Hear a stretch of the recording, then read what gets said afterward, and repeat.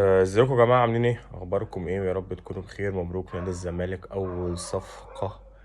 خلاص، الزمالك بيتعاقد رسميا مع ادم كايد، لاعب فلسطيني بيلعب في الدوري الهولندي.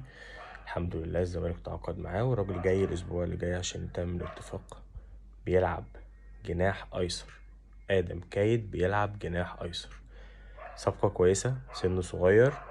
ان شاء الله يكون المدير الفني هو اللي مختار اللعيب، ما يبقاش ان احنا بنجيب لعيب وخلاص. لا، الزمالك عاوز الفترة الجاية كل المدير الفني هو اللي يكون مختار اللعيبة بتاعته. يعني فيريرا يكون هو مختار اللعيبة بتاعته بعناية شديدة جدا. يبقى ادم كايد عفوا هو اول صفقة. خلاص الراجل جاي الاسبوع الجاي عشان يوقع.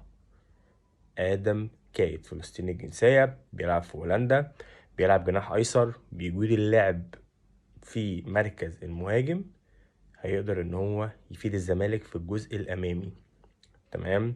سيبك من ستايل شعره وسيبك من الكلام ده كله يا صاحبي، انت أهم حاجة عندك إن اللعيب يأدي، وإن اللعيب يكون كويس، وإن اللعيب يأديك ويلعب لك ويديك مجهود كويس. بس احنا ده اللي الزمالك محتاجه الفترة اللي جاية، ان اللعيب يكون على قدر المسؤولية. اللي يجي الزمالك يا جماعة بعد كده مش عايزين بقى اي لعيب يجي الزمالك وخلاص.